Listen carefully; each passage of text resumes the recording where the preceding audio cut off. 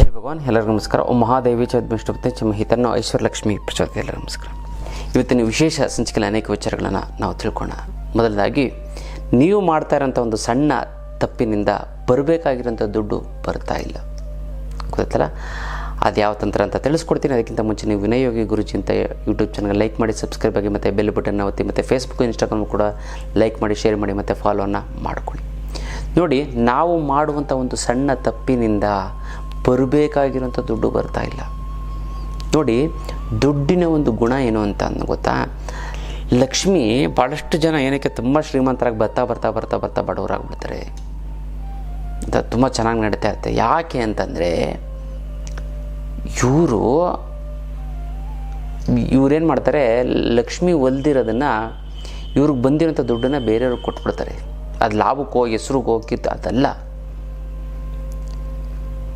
ಬೇರೆಯವರು ಕರ್ಮವನ್ನು ಕೊಡೋಕ್ಕೆ ಕೊಟ್ಬಿಡ್ತಾರೆ.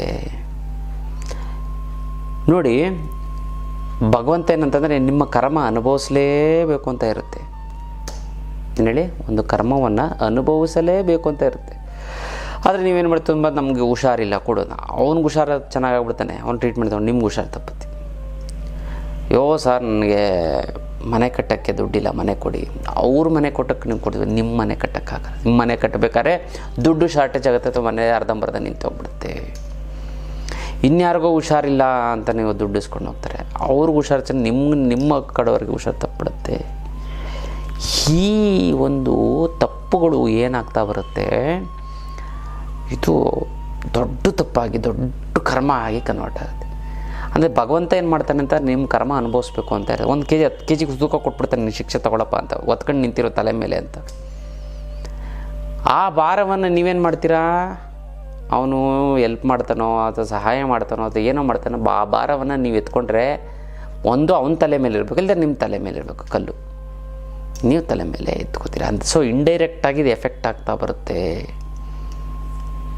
ಗೊತ್ತಾಯ್ತಲ್ಲ? ಅಂದರೆ ಕರ್ಮ ಹೋಗ್ಬೇಕಲ್ಲ, ಅಲ್ಲಿರ್ಬೇಕಿಲ್ದರೆ ಇಲ್ಲಿರಬೇಕು. ಅದಲ್ಲ, ನೀವೇ ಶಕ್ತಿ ಆಗಿದ್ದೀರ ಹಂಗನ್ಬಿಟ್ಟು ಅವನು 10-20 kg ಎತ್ತೋ ಕೆಪಾಸಿಟಿ ಇರುತ್ತೆ, ದಪ್ಪಗೆ ಎತ್ತರ ಉದ್ದಗಿರ್ತೀರ. ಹಂಗನ್ಬಿಟ್ಟು ಅವನು 10 kg ನೀವು ಯಾಕೆ ಬೇಡ, 5 kg ಆದರೆ ಸುಮ್ಮನೆ ಕಂಟಿನ್ಯೂಸ್ ಆಗಿ ಯಾಕೆ ಒತ್ಕೋತೀರಾ? ಸೊ ಅದಕ್ಕೆ ನೀವು ದುಡ್ಡನ್ನ ಕೊಡಬೇಡಿ, ಗೊತ್ತಲ್ಲ? ಭಾಳಷ್ಟು ಚೆನ್ನಾಗಿ ಗೊತ್ತಿದೆ, ಲೇವಾದೇವಿ ಮಾಡ್ತಾರೆ, ಗುರುಗಳೇ ನಮಗೆ ಅದೇ ಆಧಾರ, ಅದೇ ನಮಗಿದು ಅಂತ. ಆ ಆಧಾರ ಸರಿ, ಆದರೆ ಕರ್ಮಗಳು ಬಂದ್ಬಿಟ್ರೆ, ಗೊತ್ತಾಯ್ತಲ್ಲ? ಅದಕ್ಕೋಸ್ಕರ ನೀವು ಬಿಸ್ನೆಸ್ಸನ್ನು ಮಾಡಿ, ಗೊತ್ತಲ್ಲ? ಅವ್ರಿಗೆ ಸಾಲ ಮತ್ತು ಯಾರು ಕೊಡೋರು, ಅವ್ರ ಕಷ್ಟ ಇದೆ, ಬ್ಯಾಂಕಲ್ಲಿ ತಗೋತಾರೆ. ಏನು ಹೇಳಿ, ಬ್ಯಾಂಕಲ್ಲಿ ತಗೋತಾರೆ. ಇಲ್ವಾ, ನೀವು ಕೊಡ್ತೀರ, ಸಹಾಯ ಮಾಡಿ, ಬೇಡ ಅಂತಲ್ಲ, ದಾನ ಅಂತ ಕೊಟ್ಬಿಡಿ, ಮರ್ತುಬಿಡಿ. ಮತ್ತು ಅದನ್ನು ನೀವು ಸಾಲದ ಬಡ್ಡಿ ರೂಪದಲ್ಲಿ ಅಥವಾ ಸಾಲದ ರೂಪದಲ್ಲಿ, ಕಂತಿನ ರೂಪದಲ್ಲಿ ತಗೋತು ಅಂತಂದರೆ ಕರ್ಮ ಆಗ್ತಾ ಬರುತ್ತೆ. ಸಣ್ಣ ತಪ್ಪು ನೀವೇನು ಮಾಡ್ತೀರಾ, ನೀವು ಅವ್ರು ಹೊಗಳ್ತಾರೆ ಅಂತನೋ ಅಥವಾ ಅವ್ರು ನನ್ನ ಎಲ್ಲಿ ದೂರ ಆಗಿಬಿಡ್ತಾರೆ ಅಂತನೋ ನೀವು ಸಾಲ ಕೊಟ್ಬಿಟ್ರೆ ಅದು ಯಾವುದೇ ಕಾರಣಕ್ಕೂ ವಾಪಸ್ ಬರಲ್ಲ. ಅದು ಅವ್ರು ವಾಪಸ್ ಕೊಡ್ಲೂಬೋದು, ಕೊಡಲಿಲ್ಲ ಅಂತಂದರೆ ದೊಡ್ಡ ನಷ್ಟ. ಅಕಸ್ಮಾತ್ ಕೊಡ್ಬೋದು, ಕೊಟ್ಟ ಕರ್ಮ ಇರ್ತದಲ್ಲ, ಅದು ನಿಮ್ಮ ಹತ್ರನೇ ಇರ್ತದೆ, ಅವ್ರಿಗೆ ಹೋಗಲ್ಲ. ಅದು ದಾನ ಅಂತ ಕೊಟ್ಬಿಟ್ರೆ ಮುಗಿದೋಯ್ತು, ಅವನ ಕರ್ಮ ಕಳಿಯುತ್ತೆ. ಬಟ್ ನೀವು ವಾಪಸ್ ಇಸ್ಕೋತಿರಲ್ಲ. ಈಗ ಅವ್ನ ಕಲ್ಲನ್ನು ಏನಂತಂದರೆ, ಅವನು ದುಡ್ಡು ಕೊಟ್ರಿ, ಅವನು ಬಗೆಹರಿಸ್ಕೋತಾ, ಆ ಕಲ್ಲು ನಿಮ್ಮ ಹತ್ರ ಬಂತು.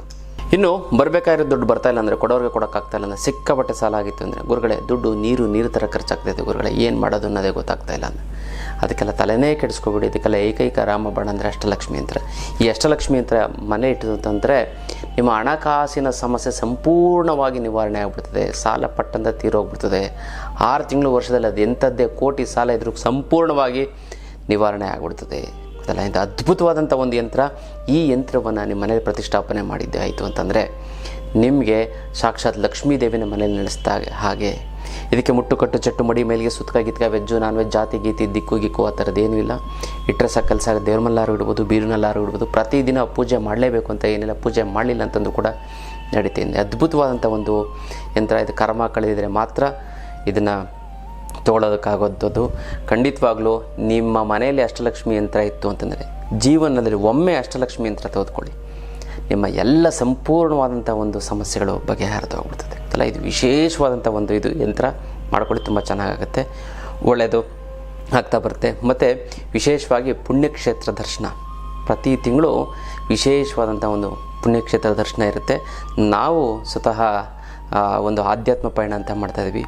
ಮುಂದಿನ ತಿಂಗಳು ಕೇರಳಕ್ಕೆ ಹೋಗ್ತಾಯಿದ್ದೀವಿ, ಅದೇ ಮುಂದಿನ ತಿಂಗಳು ಕಾಮಾಖ್ಯಗೆ ಹೋಗ್ತಾಯಿದ್ದೀವಿ, ಮತ್ತು ಪೂರಿ ಜಗನ್ನಾಥ ಒಂದು ಯಾತ್ರೆಗೆ ಹೋಗ್ತಾಯಿದ್ದೀವಿ. ಆ ಒಂದು ಪುಣ್ಯಕ್ಷೇತ್ರದ ಒಂದು ದರ್ಶನವನ್ನು ಮಾಡ್ಕೊಳ್ಳಿ, ನಿಮ್ಮ ಜನ್ಮ ಪಾವನ ಆಗ್ಬಿಡ್ತದೆ ಗೊತ್ತಲ್ಲ. ಅತ್ಯಂತ ಕಡಿಮೆ ಖರ್ಚಿನಲ್ಲಿ, ಅದು ಫ್ಲೈಟಲ್ಲಿ ಹೋಗಿ ಫ್ಲೈಟಲ್ಲಿ ಬರುವಂಥದ್ದು, ಊಟ ತಿಂಡಿ ವ್ಯವಸ್ಥೆ ಪ್ರತಿಯೊಂದು ನಮ್ಮದೇ ಇರುತ್ತೆ, ನಮ್ಮ ಒಂದು ಟ್ರಸ್ಟ್ ವತಿಯಿಂದ ಇರುತ್ತೆ. ಆ ಆಧ್ಯಾತ್ಮ ಪಯಣಕ್ಕೆ ನೀವೆಲ್ಲ ಭಾಗಿಯಾಗಿ ಹೆಚ್ಚಿನ ಮಾಹಿತಿಗೆ ಕೆಳಗಡೆ ಕೊಟ್ಟಿರೋಂಥ ಒಂದು ಫೋನ್ ನಂಬರ್ಗೆ ನೀವು ಫೋನ್ ಮಾಡಿ. ನಿಮ್ಮದು ಎಲ್ಲ ರೀತಿಯಂಥ ಒಂದು ಸಂಪೂರ್ಣ ಜವಾಬ್ದಾರಿ ನಮ್ಮದು. ಹಣಕಾಸಿನ ಸಮಸ್ಯೆಗೆ ಅಷ್ಟಲಕ್ಷ್ಮಿ ಯಂತ್ರ, ಜೀವನದಲ್ಲಿ ಸಂತೋಷವಾಗಿರೋದಕ್ಕೆ ಆಧ್ಯಾತ್ಮ ಪಯಣ, ಭಗವತ್ ಚಿಂತನೆ ಮತ್ತು ಭಗವಂತನ ಒಂದು ದರ್ಶನ ಗೊತ್ತಲ್ಲ. ಇದು ವಿಶೇಷವಂತ ಒಂದು ವಿಚಾರ. ನೀವೇನು ಮಾಡ್ತೀರಾ, ದಾನ ಕೊಟ್ಬಿಟ್ರೆ ದಾನದಲ್ಲಿ ಒಂದು ಶಕ್ತಿ ಇರುತ್ತೆ. ಕಳ್ಕೊಳ್ಳೋಂಥದ್ದು ದಾನ ಅಂದರೆ ಏನು, ಕಳ್ಕೊಳ್ಳೋವಂಥದ್ದು ಅಂತ. ದಾನ ಅಂದ್ರೆ ಹೆಸರು ಏನು, ನಿಮ್ಮ ಹತ್ರ ಇದೆ, ಅದನ್ನು ಕಳ್ಕೊತೀರಾ. ಸೊ ನೀವೇನು ಮಾಡ್ತೀರಾ, ಆ ದಾನ ಕೊಟ್ಬಿಡ್ತು ಅಂದರೆ ಅವನ ತಲೆ ಮೇಲಿರೋ ಕಲ್ಲನ್ನ ಎತ್ತಿ ಕೆಳಗಡೆ ಹಾಕ್ತೀರಾ ನೀವು. ಬಟ್ ನೀವು ನೀವು ಸಾಲ ಕೊಡ್ತೀರಾ ಅಂದ್ಕೊಳ್ಳಿ, ಸಾಲ ಕೊಡೋದು ವ್ಯವಹಾರ ಮಾಡ್ತೀರಾ, ಆ ಕಲ್ಲನ್ನು ನೀವೇನು ಮಾಡ್ತೀರಾ, ನೀವು ಹೊತ್ಕೋತೀರಾ. ಕೆಳಗಡೆ ಬೀಳಿಸಿರ್ತೀರ ಕಲ್ಲನ್ನ, ಮತ್ತೆ ನೀವು ಹೊತ್ಕೊಂಡಂಗೆ. ಅದು ನಿಮ್ಮ ಕರ್ಮ ಬಂತಲ್ಲ, ಅದು ಅಲ್ಲಿರಬೇಕು ಇಲ್ಲದ್ರೆ ಇಲ್ಲಿರಬೇಕು, ಅವನ ಹತ್ರ ಇರಬೇಕು, ನಿಮ್ಮ ಹತ್ರ ಇರಬೇಕು. ದುಡ್ಡನ್ನು ಕೊಟ್ಟು ಅವನೇನು ಮಾಡ್ತೀರಾ, ನಿಮ್ಮ ಬಗೆಹರಿಸ್ಕೊಡ್ತೀರಾ. ಬಟ್ ಆ ಕರ್ಮ ಎಲ್ಲೋಗುತ್ತೆ, ಅವನು ಅನುಭವಿಸ್ಬೇಕು ಅಂತ ದೇವರು ಬರೆದ್ಬಿಟ್ಟಿರ್ತಾನೆ. So this is a matter. ನೀವು ಮಾಡುವಂಥ ಒಂದು ಸಣ್ಣ ತಪ್ಪು, ತುಂಬ ಕಷ್ಟ ಅಂತ ಬಂದ, ತುಂಬ ನಂಬಿಕಸ್ತವನು, ತುಂಬ ಇದು ನಾವು ಕೊಟ್ಬಿಟ್ಟೆ ಅವ್ನು ಕೊಡ್ತಾನೆ ಇಲ್ಲ. ಅವನು ಗೊತ್ತು ನೀವು ಬಕ್ರ ಅಂತ. ನೀವು ಪೊಲೀಸ್ ಕೇಸ್ಗೆ ಪೊಲೀಸ್ ಸ್ಟೇಷನ್ಗೆ ಮೆಟ್ಲೆ ಎತ್ತಿರಲ್ಲ, ಕೇಸ್ ಹಾಕಲ್ಲ, ರೌಡಿಸಮ್ ಮಾಡಲ್ಲ, ಮನೆ ಹತ್ರ ಜಗಳ ಆಡ, ಅದೆಲ್ಲ ಮಾಡೋಂಗೂ ಇಲ್ಲ ರೂಲ್ಸ್ ಪ್ರಕಾರ. ನೀವು ಚೆಕ್ ಇಸ್ಕೊಳ್ಳಲ್ಲ, ಚೆಕ್ ಕೊಟ್ಟಿರಲ್ಲ, ಚೆಕ್ ಇಸ್ಕೊಂಡಿದ್ದು ಫೇಕ್ ಚೆಕ್ ಕೊಟ್ಟಿರ್ತಾನೆ ಗೊತ್ತೈತಲ್ಲ. ಯಾರ್ದೋ ಪಕ್ಕದ ಮನೆಯವ್ರು ಚೆಕ್ ತಗೊಬಂದು ಕೊಟ್ಬಿಟ್ಟಿರ್ತಾನೆ, ತಗೊಳ್ಳಿ ನೀವು ನನಗೆ 1 ಲಕ್ಷ ನೀವು ಸಾಲ ಇಸ್ಕೊತಾನೆ ಅಂದ್ಕೊಳ್ಳಿ, 10 ಲಕ್ಷ ತಗೊಳ್ಳಿ ನೀವು ಬರ್ಕೊಟ್ಟು, ನೀವು ಖುಷಿಯಾಗ್ಬಿಡ್ತೀರ. ಆ ಚೆಕ್ ಅವಂದೇ ಅಂತ ಏನು ಗೊತ್ತು. ಬಟ್ ಅದ್ರ ಮೇಲೆ ಹೆಸರೆಲ್ಲ ಇರ್ತದೆ, ಅದನ್ನು ಕೂಡ ಎಷ್ಟೊಂದು ಜನ ಗಮನಿಸಿರಲ್ಲ. ಅದು ಇನ್ನೂ ಕೆಲವೊಂದು ಹೆಸರು ಇರಲ್ಲ, ಬರೀ ಅಕೌಂಟ್ ನಂಬರ್ ಮಾತ್ರ ಇರ್ತದೆ. ಬಟ್ ಇವಂದೋ ಅಲ್ವೋ ಅಂತ ಅದನ್ನು ಕೂಡ ಕನ್ಫರ್ಮ್ ಮಾಡ್ಕೊಂಡಿರಲ್ಲ. ಅಕಸ್ಮಾತ್ ಚೆಕ್ ಇದ್ದರೂ ಕೂಡ ನೀವು ಹೋಗಿ ಕೇಸ್ ಹಾಕ್ತೀರ. ನೀವು ಇನ್ನೊಂದು ಕೇಸ್ ಹಾಕ್ತಾನೆ, ಹೊಡೆದ ಬಡ್ದ ಹಿಂಸೆ ಕೊಟ್ಟ. ಹೌದು ಸ್ವಾಮಿ, ಒಂದು ಸರಿ ಏನಾಗೋಯ್ತು ಅಂತಂದರೆ, ಯಾರೋ ಸಾಲ ಕೊಟ್ಟಿದ್ದಾನೆ, ಸಾಲ ಕೊಟ್ಬಿಟ್ಟು 2 ಲಕ್ಷನೋ 3 ಲಕ್ಷ ಕೊಟ್ಟಿದ್ದಾನೆ, ನೀವು ಚೆಕ್ಕು ಕೊಟ್ಟಿದ್ದಾನೆ. ಇವನೇನು ಮಾಡೋ, ಕೇಳ್ದ ಕೊಡಲಿಲ್ಲ, ಅದಕ್ಕೇನು ಮಾಡಿದೆ, ಕೇಸ್ ಹಾಕ್ಬಿಟ್ಟ. ಕೊಟ್ಟಿರೋಂಥವನು ಸಾಲ ಕೊಟ್ಟಿರೋ ಇವನೇನು ಮಾಡ್ಬಿಟ್ಟ, 3 ಲಕ್ಷ ಕೊಟ್ಟಿದ್ದಕ್ಕೆ 10 ಲಕ್ಷ ಅಂತ ಬರ್ಕೊಂಡು ಚೆಕ್ ಕೊಟ್ಬಿಟ್ಟ. ಚೆಕ್ ತೊಗೊಂಡು ಕ್ಯಾಶ್ ಬೇಕು, ಅದನ್ನು ಬೌನ್ಸ್ ಮಾಡಿಬಿಟ್ಟು ಕೇಸ್ ಹಾಕಿ. ಅವನು ಹೇಳ್ದ, ನೀವು ಬೇಡ ಕೇಸ್ ಹಾಕ್ಬೇಡ, ನಂಗೆ ತುಂಬ ಕಷ್ಟ ಇದೆ, ಏನೋ ಒಂದು ಹೇಳ್ದ. ಅವನು ಆದರೂ ಕೇಳಿದ್ರೆ ಕೇಸ್ ಹಾಕ್ಬಿಟ್ಟ. ಅವನೇನು ಮಾಡ್ದ, ಇವನೇನು ಮಾಡ, ಮನೆ ಹತ್ರ ಬಂದ, ಹೊಡೆದ, ನನಗೆ ಕೊಲೆ ಪ್ರಯತ್ನ ಮಾಡ್ದ, ಅದು ಮಾಡ್ದ, ಇದು ಮಾಡ್ದ, 28 ಕೇಸ್ ಹಾಕ್ಬಿಟ್ಟ. ಕೊನೆಗೆ ಕೋರ್ಟ್ ಕರೆಸಿದಾಗ ಕೇಳಿದ್ರು, ಹೌದು ಸ್ವಾಮಿ, ನಾನು ಈಸ್ಕೊಂಡಿರೋದಂತೂ 3ರಲ್ಲಿ 10 ಲಕ್ಷನೇ ಈಸ್ಕೊಂಡಿರೋದೆ, ಹೌದು ಸತ್ಯ, 3 ಲಕ್ಷನ ಕೊಟ್ಟಿದ್ದು, ಬರೀ 10 ಲಕ್ಷ ಈಸ್ಕೊಂಡಿದ್ದೀನಿ ಅಂತ ಕೊಟ್ಟರೆ, ಹೌದು ಹಾಕೊಳ್ಳಿ, ನಾನು ಬಗೆಹರಿಸ್ಕೊತೀನಿ, ಅಥವಾ ಅದು ನೀವೇನು ಕಾನೂನು ಪ್ರಕಾರ ನೀವು ಕ್ರಮ ತೊಗೊಳ್ಳಿ. ಬಟ್ ಅದಕ್ಕೋಸ್ಕರ ನಾನು ಕೊಲೆ ಮಾಡೋಕ್ಕೆ ಬಂದುಬಿಟ್ರೆ ನಾನೇನು ಮಾಡಲಿ. ಈ ಕೇಸು ದುಡ್ಡು ಕೊಟ್ಟಿರೋ ಕೇಸು ವೀಕ್ ಆಯಿತು, ಇವನು ಕೊಟ್ಟಿರೋ ಕೇಸು ಸ್ಟ್ರಾಂಗ್ ಆಯಿತು. ಕೊನೆಗೆ ಅರೆಸ್ಟ್ ವಾರೆಂಟ್ ಬಂತು. ಅವನು ಬೇಲ್ ತೊಗೊಳಕ್ಕೆ 2 ಲಕ್ಷ ಖರ್ಚಾಯಿತು ಅವನಿಗೆ, 2-2.5 ಲಕ್ಷ. ಅದು ಕೇಸ್ ನಡೀತಾ ಇದೆ. ಏನೇನೋ ಆಗ್ಬಿಡ್ತದೆ. ದುಡ್ಡು ಈಸ್ಕೊಂಡು ಕೊಡಬಾರ್ದು ಅಂತ ನೋಡಿ, ದುಡ್ಡು ಹಿಡ್ಕೊಂಡು ಕೊಡಬಾರ್ದು ಅಂತ ಡಿಸೈಡ್ ಮಾಡಿದ್ರೆ ನೀವು ಯಾವುದೇ ಕಾರಣಕ್ಕೂ ಅದು ಹೋಗಲ್ಲ ಅವನಿಗೆ ಅಂತಲ್ಲ. ಅದಕ್ಕೆ ನೀವು ದುಡ್ಡಿಗೆ ಗೌರವ ಕೊಡಬೇಕು. ದುಡ್ಡನ್ನು ಯಾರಿಗೂ ಕೊಡಬಾರ್ದು ಸಾಲ ಅಂತ.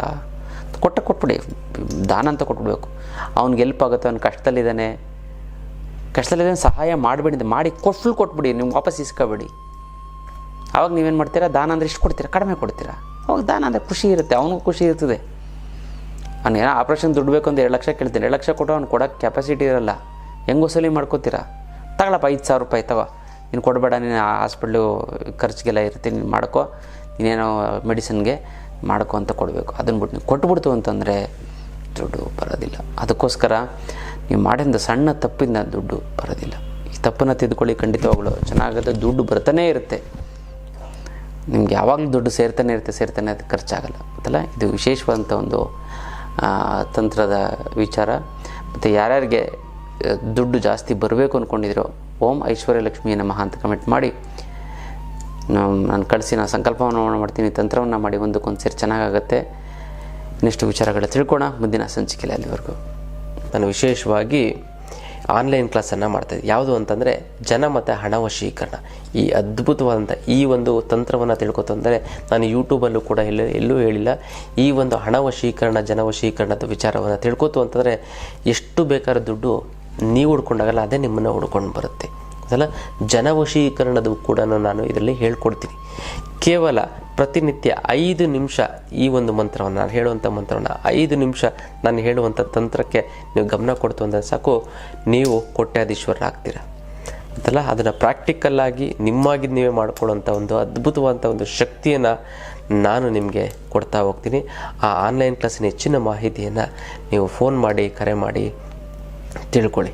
ಇದು ಅದ್ಭುತವಾದಂಥ ಹಣ ಮತ್ತು ಜನ ವಶೀಕರಣದ ಒಂದು ಆನ್ಲೈನ್ ಕ್ಲಾಸ್.